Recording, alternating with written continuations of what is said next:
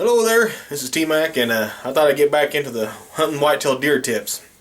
I started before the season and, got busy hunting. So, like I said, before the season started, I was going to do some hunting tip videos to try and pour everything I got out to help everybody out there be more successful in the deer woods. Like I always said, I am no professional.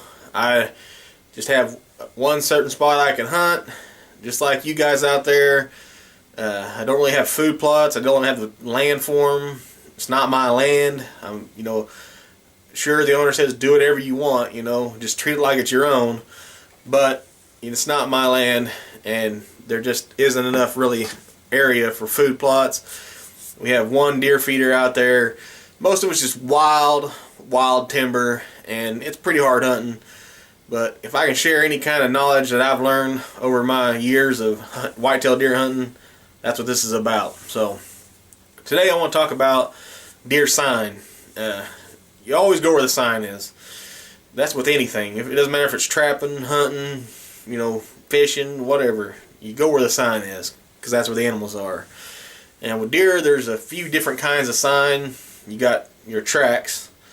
And you can tell a lot from a track. If you find a track and it's pretty good size and it's split hooved, like there's a lot of weight pushing down on it, you probably got yourself, there's a pretty good buck there. Does are smaller and they're close together, and of course then the fawns, they're real little. So you can track a deer and get a visual look at you can tell a lot from a track. And of course then road scouting preseason, you visually see deer, and that's one of the best ways. That's the best sign, is actually seeing the deer. Trail camera pics, but the sign that I like to focus on when hunting season gets here, aside from tracks, is rubs and scrapes. Those are your main buck signs, and they also going to tell you where the does are too. Now, I talked earlier in my hunting journals, if you guys follow them, about fighting rubs. Fighting rubs show up about the same time scrapes do, and it's usually a branch antlered buck, because they have to have multiple horns or branches to wrap that tree up and break it off. And I've seen this with maybe 2 or 3 small saplings in one little area, just where you got in there and just start tearing it up. And that's a frustrated buck ready to breed, and that's him. He's just ready, and he's biting mad. So that's why I call those fighting rubs. And of course, early season you got your exercise rubs, which are on trees about like that, and they're flexible. They can be bent, and that's the deer. He's getting ready, getting that neck built up for the big fights coming up. And then as the rut kicks in or gets real close, after the scrapes show up, pretty close after that, signpost rubs come into play. And those will usually be on a travel corridor that a buck's using, and these are big. I've seen some big signpost rubs, and that's just a buck telling everybody else, all the other little bucks, that hey, this is my spot, don't let me catch you in here. So those kinds of rubs, there's several different kinds of rubs there. Those will help you also dictate what's going on in the woods.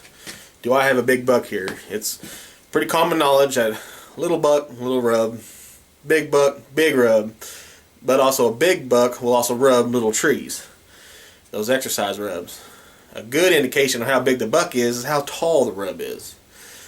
If it's tall and there's a lot of scratching in it, inside right up next to where he's going to have his horns, where it looks like there's a lot of beating and that's a pretty good indication that you got a big mature buck on your hands.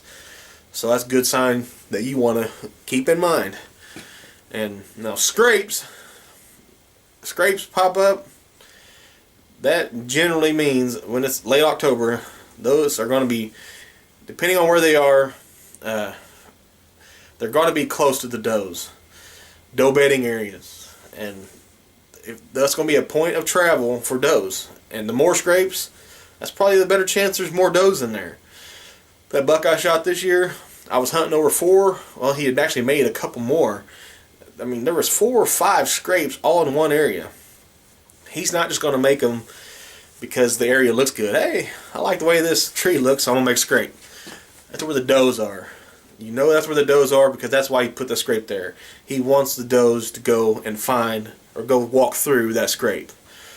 So, and these are usually in areas that you can see a little bit. Open timber, right next to fields. That's usually where the bucks are going to try and do the breeding at. And a little more open timber. Now, the thickets, that's where they're going to be laying up at.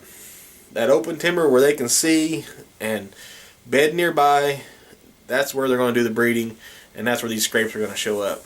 So if you follow that sign, your scrapes, your rubs, and I'm telling you what, if you find scrapes and you can tell day in, day in, day in and day out that they're being hit, get on them, okay? Because yes, little bucks are going to work them scrapes, but they are not going to be as religious about it as the big boy is.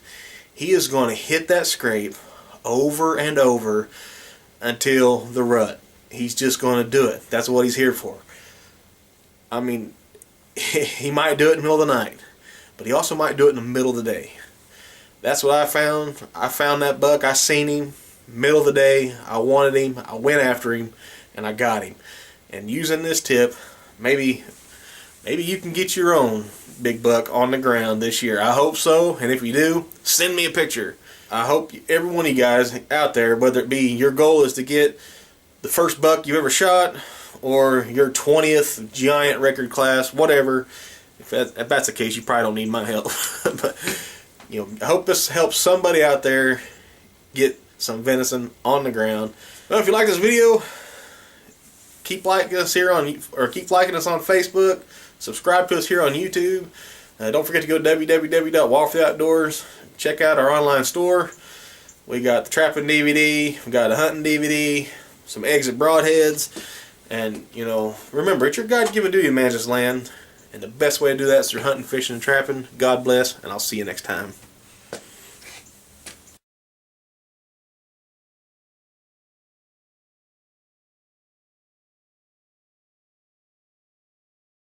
For tons more videos, go to our YouTube channel, Wild for the Outdoors. You can also see them at www.wildfortheoutdoors.com, and be sure to visit our online store. And don't forget to go to Facebook, like us, share us with your friends, and hey, remember, it's your God-given duty to manage this land.